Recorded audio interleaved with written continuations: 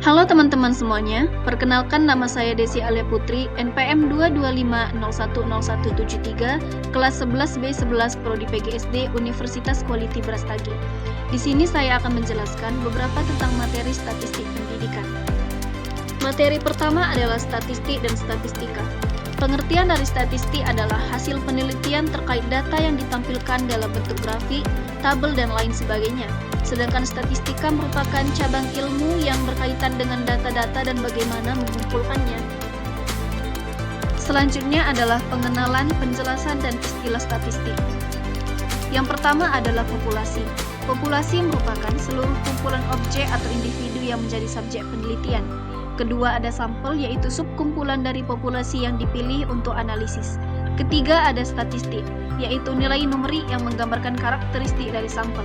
Keempat ada variabel, yaitu karakteristik atau atribut yang bisa diukur atau diobservasi. Kelima distribusi frekuensi, yaitu tabel yang menampilkan berapa kali setiap nilai dalam sekumpulan data muncul. Selanjutnya adalah mean atau rata-rata, yaitu jumlah semua nilai dibagi dengan jumlah nilai. Kemudian ada median, yaitu nilai tengah dalam sekumpulan data yang diurutkan. Terakhir adalah modus, yaitu nilai yang paling sering muncul dalam sekumpulan data. Materi selanjutnya adalah penyajian data dalam bentuk tabel.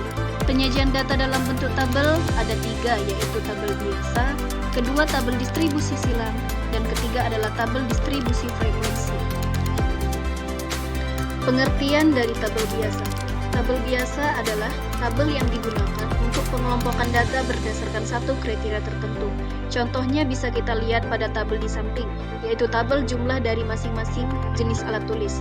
Jenis alat tulis pulpen berjumlah 3, pensil berjumlah 2, penghapus berjumlah 1, rautan berjumlah 1, penggaris berjumlah 1, tipex berjumlah 1, dan stabilo berjumlah 1.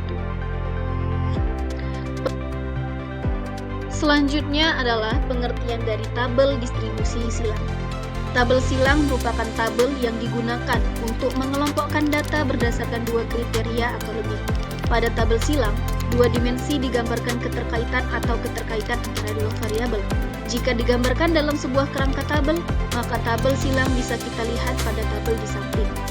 Di samping adalah satu contoh tabel distribusi silang. Pembahasan selanjutnya adalah tentang tabel distribusi frekuensi.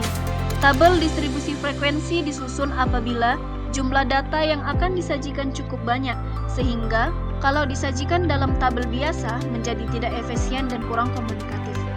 Di samping merupakan salah satu contoh dari tabel distribusi frekuensi nilai ulangan matematika dengan jumlah siswa 50 orang.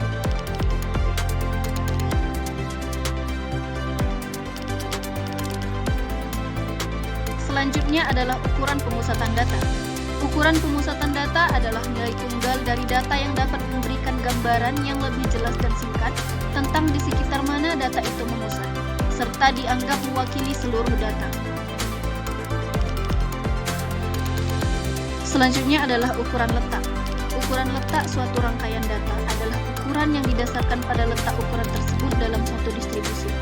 Ukuran letak ada tiga, yaitu pertama kuartil atau K, kedua desil atau D, dan ketiga persentil atau P.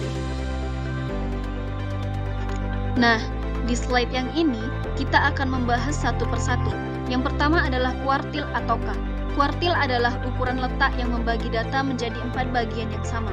Kuartil 1 sampai 25% data, kuartil 2 sampai 50%, dan kuartil 3 sampai 75%. Kedua adalah desil atau D. Desil adalah kelompok data yang sudah diurutkan membesar atau mengecil dibagi 10 bagian yang sama besar, atau ukuran letak yang membagi 10 bagian yang sama. Yang ketiga adalah persentil atau P, yaitu kelompok data yang sudah diurutkan membesar atau mengecil dibagi 100 bagian yang sama besar, atau ukuran letak yang dibagi 100 bagian yang sama.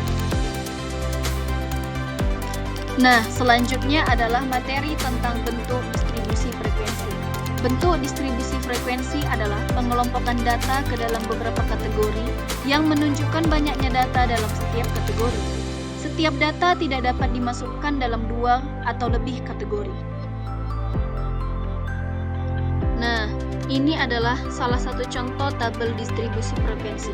di mana pada tabel distribusi frekuensi ada hasil tugas, ada titik tengah, ada turus dan frekuensi dari 40 jumlah siswa.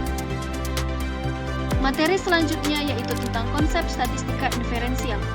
Statistika inferensial secara umum mempelajari hubungan beberapa variabel dengan berbagai skala pengukuran atau pencacahan. Dapat pula merupakan persoalan sederhana, hanya menduga atau menaksir pemusatan populasi atau parameter berdasarkan pemusatan sampel atau statistik. Hubungan antara variabel nominal dapat ditafsirkan sebagai perbedaan kelompok. Misalnya, mempelajari hubungan jenis kelamin laki-laki perempuan dengan prestasi belajar statistika ekuivalen dengan mempelajari perbedaan prestasi belajar statistika antara kelompok laki-laki dan perempuan. Selanjutnya adalah distribusi T.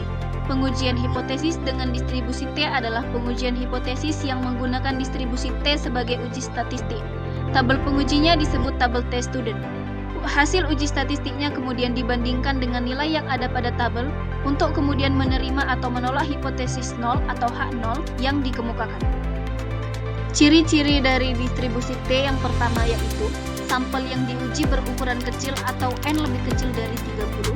Yang kedua, penentuan nilai tabel dilihat dari besarnya tingkat signifikan atau dilambangkan A dan besarnya derajat bebas atau dilambangkan DB. Fungsi dari distribusi T yaitu pertama, untuk memperkirakan interval rata-rata. Yang kedua adalah untuk menguji hipotesis tentang rata-rata suatu sampel. Yang ketiga adalah menunjukkan batas penerimaan suatu hipotesis. Dan yang keempat adalah untuk menguji suatu pernyataan apakah sudah layak untuk dipercaya atau tidak. Sekian materi yang bisa dapat saya sampaikan. Terima kasih.